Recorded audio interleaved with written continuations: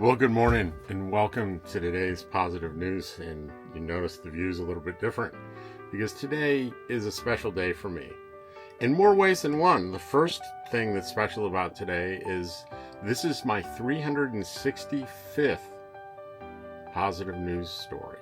I've done this for a full year, every single day for the past 365 days. What else makes it special today?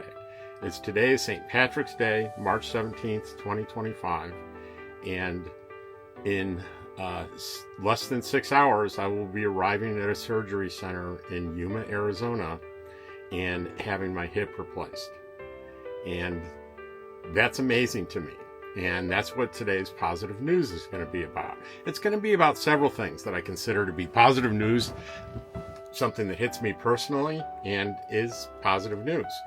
The first thing is there's things that I'm grateful for. And one is that on February 1st this year, I became eligible for Medicare. And I was able to buy a supplement plan. So basically, the surgery is costing me $257. I think that's the current deductible for Part B. And that's the only out-of-pocket that I have for the surgery, so I'm really super grateful for that. That included all the all the pre-surgical visits, the medical clearance from my primary care physician. That includes everything. It includes everything else I may need done for any other reason for the rest of the year. So that's Part G, is the supplement that I purchased. Pardon me.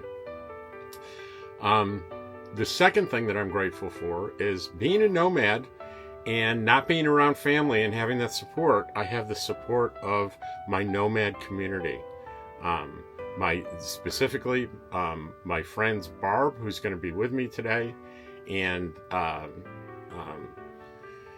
Pup Camper 58, Cheryl, who has gone with me to every pre-surgical meeting, and she was actually a nurse, and she served as a nurse during the Vietnam War.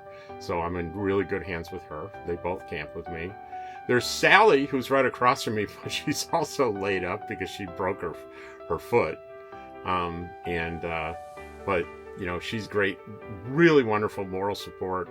And then there's Lisa and Judy, who are also independent, strong women that care about me, that we all camp together. We're all here together, and I'm going to get support from all of them. So I don't want any of you to worry about my post-surgery recovery, because I have that network, and that's the other thing that I'm grateful for. And finding a great surgeon. And let's talk about hip surgery. I found a Mayo Clinic Health System article that was really good. I'm going to read most of it to you here. Not so long ago, undergoing a total hip or knee replacement and recovery was a grueling and often painful ordeal. With these are still major surgeries, new techniques and technologies are redefining them in people's outcomes.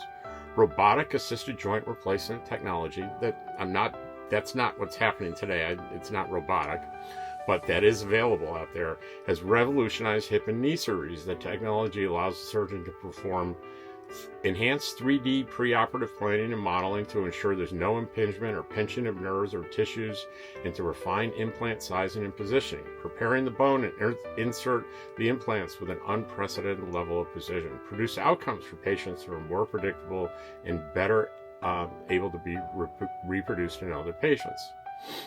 In addition, major advancements have been made in anesthesia for total joint replacement surgery in the past 5 to 10 years. With these advances, and I will be taking advantage of these advances, patients recover more quickly, get up and move sooner after surgery with less pain, nausea, and vomiting.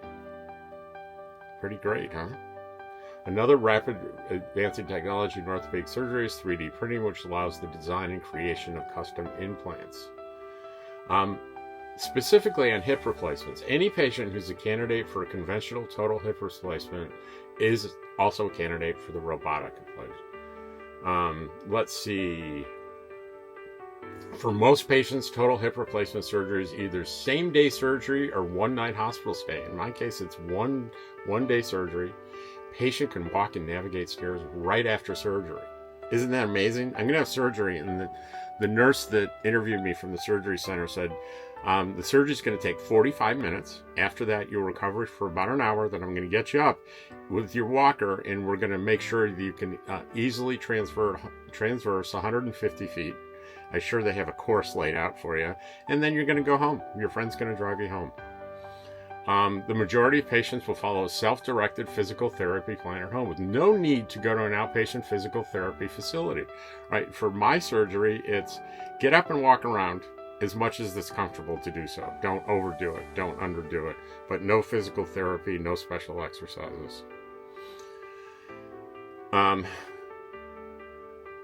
That is amazing stuff about hip replacements. And also this article includes information on knee replacements.